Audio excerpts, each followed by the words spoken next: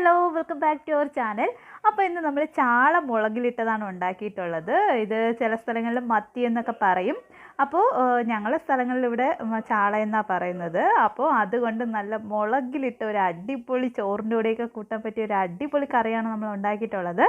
അപ്പോൾ ഫസ്റ്റ് ഞാനൊരു മൺചട്ടിയാണ് എടുത്തിട്ടുള്ളത്. അത് അടുപ്പത്ത് വെച്ചിട്ടുണ്ട്. അത് ഒന്ന് ചൂടായി വരുമ്പോഴേക്കും ഒരു 2 ടേബിൾ സ്പൂൺ വെളിച്ചെണ്ണയാണ് ഒഴിച്ചു കൊടുത്തിട്ടുള്ളത്. ആ എണ്ണ ചൂടാവുമ്പോഴേക്കും നമ്മൾ അതിലേക്ക് ഒരു 1/4 ടീസ്പൂണോളം അളവ് കടുക് ഇട്ട് കൊടുക്കുകയാണ്.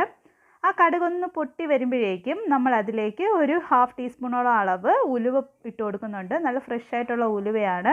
അതും ഒന്ന് ചെറുതായിട്ട് ആ എണ്ണയിൽ കിടന്നൊന്ന് പൊട്ടി വരുമ്പോഴേക്കും നമുക്കതിലേക്ക് കുറച്ച് ഞാനൊരു 15 ചെറിയ ഉള്ളി ഒന്ന് കട്ട് ചെയ്തെടുത്തിട്ടുണ്ട് രണ്ടായിട്ടൊക്കെ. പിന്നെ ഒരു കുഞ്ഞ് സവോള എടുത്തിട്ടുണ്ട്, കുറച്ച് കറിവേപ്പില, 2 പച്ചമുളക്, പിന്നെ 1 ടീസ്പൂൺ ഇഞ്ചിയും വെളുത്തുള്ളിയുടെ പേസ്റ്റ്. അതൊന്ന് ചെറിയ കഷ്ണം ഇഞ്ചിയും ഒരു 4-5 വെളുത്തുള്ളിയും കൂടെ ഒന്ന് ചതച്ചെടുത്തിട്ടുള്ളതാണ്.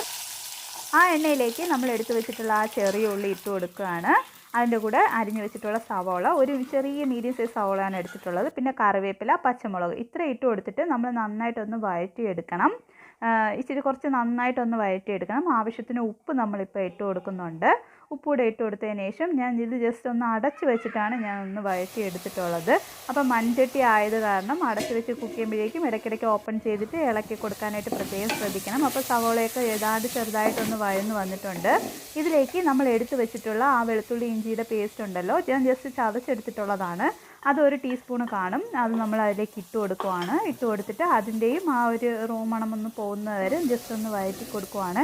അപ്പോൾ നമ്മുടെ ഉള്ളിയൊക്കെ ഏതാണ്ട് നന്നായിട്ട് വഴന്ന് വന്നിട്ടുണ്ട്. ഞാൻ ഈ ഉള്ളിയൊക്കെ ഒന്ന് സൈഡിലേക്ക് കുറച്ചൊന്ന് മാറ്റി വെച്ച് കൊടുത്തതിന് ശേഷം ആ സെൻറ്ററിലേക്ക് ഒരു 1/2 ടീസ്പൂണോളം അളവ് മഞ്ഞൾപ്പൊടിയും 1.5 ടീസ്പൂണോളം അളവ് നല്ല മുളക് പൊടിയും പിന്നെ 1.5 ടീസ്പൂൺ കാശ്മീരി മുളക് പൊടിയാണ് ചേർത്ത് കൊടുത്തിട്ടുള്ളത്. ഇത്രയും ചേർത്തിട്ട് നന്നായിട്ടൊന്ന് വഴറ്റി കൊടുക്കുക.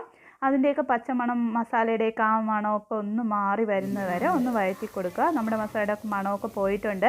ഇതിലേക്ക് ഒരു വലിയ തക്കാളി ഞാൻ ജസ്റ്റ് ഒന്ന് കട്ട് ചെയ്ത് വെച്ചിട്ടുള്ളതാണ്. അത് ഇച്ചിരി വലുതായിട്ടോ എങ്ങനെ വേണമെങ്കിലും കട്ട് ചെയ്യാം. അത് നമ്മൾ ഇതിലിട്ട് കൊടുത്തിട്ട് ആ തക്കാളി ഒന്ന് ജസ്റ്റ് ഞാനിപ്പോൾ ഫ്ലെയിം വന്നിട്ട് ഒന്ന് ലോയിലാക്കി കൊടുക്കുവാണ്. ലോയിലാക്കിയതിന് ശേഷം തക്കാളി ഒന്ന് നന്നായിട്ടൊന്ന് വേവിച്ചെടുക്കണം. അടച്ചു വെച്ച് തന്നെ വേവിച്ചെടുത്താൽ മതി. അപ്പോൾ നമ്മുടെ തക്കാളിയൊക്കെ വെന്തിട്ടുണ്ട്. ജസ്റ്റ് ആ സ്പൂൺ കൊണ്ട് ഒന്ന് ഉടച്ചു കൊടുക്കും. ഒരു നാരങ്ങ വലിപ്പത്തിന് ഞാൻ വാളംപുളി എടുത്തിട്ട് ജസ്റ്റ് 1 കപ്പ് വെള്ളത്തിൽ സോക്ക് ചെയ്തതിന് ശേഷം അതിൻ്റെ വെള്ളമാണ് ഞാനിതാ പിഴിഞ്ഞെടുത്തിട്ടുള്ളത്. ഈ വെള്ളം നമ്മൾ ഇതിലേക്ക് ചേർത്ത് കൊടുക്കുകയാണ്. ചേർത്ത് കൊടുത്തതിന് ശേഷം ഇതിലേക്ക് എക്സ്ട്രാ ഞാൻ 2 കപ്പ് വെള്ളം കൂടെ ആഡ് ചെയ്ത് കൊടുക്കുന്നുണ്ട്. ഓരോരുത്തർക്കും എത്രയാണോ കൺസിസ്റ്റൻസി വേണ്ടത്, കറിയുടെ കട്ടി എങ്ങനെയാണോ വേണ്ടത് അതിനനുസരിച്ച് വെള്ളത്തിൻ്റെ അളവ് നിങ്ങൾ കൂട്ടിക്കൊടുക്കുകയും കുറച്ച് കൊടുക്കുകയും ചെയ്യുക. ഞാനിപ്പോൾ ടോട്ടൽ ഒരു 3 ഗ്ലാസ് വെള്ളമാണ് ഒഴിച്ചു കൊടുത്തിട്ടുള്ളത്. എന്നിട്ട് ഇതിനെ നമ്മളൊന്ന് അടച്ച് വെച്ചിട്ട് ഇതൊന്ന് തിളച്ച് വരട്ടെ. തിളച്ചതിന് ശേഷമാണ് നമ്മൾ മീൻ ചേർത്ത് കൊടുക്കുന്നത്. അപ്പം നമ്മുടെ കറി അറൗണ്ട് നന്നായിട്ട് തിളച്ച് കിട്ടിയിട്ടുണ്ട്. ഇനി ഇതിലേക്ക് നമ്മൾ കഴുകി വൃത്തിയാക്കി വെച്ചിട്ടുള്ള മത്തി നമ്മൾ ഇതിലേക്ക് ചേർത്ത് കൊടുക്കുകയാണ്. ഞാനിപ്പോൾ ഒരു 12 മത്തിയാണ് എടുത്തിട്ടുള്ളത്. ചെറിയ തലയോട് കൂടിയാണ് ഞാൻ മത്തി എടുത്തിട്ടുള്ളത്.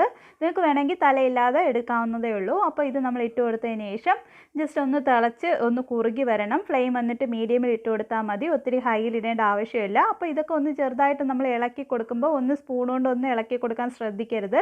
ജസ്റ്റ് ഒരു തുണി കൊണ്ട് ചട്ടി ഇങ്ങനെ ഒന്ന് പിടിച്ചിട്ട് ഒന്ന് ചുറ്റിച്ചു കൊടുത്താൽ മാത്രം മതി. അപ്പോൾ നമ്മുടെ കറി ഏതാണ്ട് നന്നായിട്ട് തിളച്ച് ഒന്ന് കുറുകി കിട്ടിയിട്ടുണ്ട്. എണ്ണയൊക്കെ അറൗണ്ട് മുകളിൽ നന്നായിട്ട് തെളിഞ്ഞ് വന്നിട്ടുണ്ട്. അപ്പോൾ ഫൈനൽ സ്റ്റേജായിട്ട് നമ്മൾ ഫ്ലെയിം വന്നിട്ട് ലോയിലാക്കിയതിന് ശേഷം നമ്മൾ കുറച്ച് ഫ്രഷ് കറിവേപ്പില അതിൻ്റെ പുറത്തിട്ട് കൊടുക്കുന്നുണ്ട്.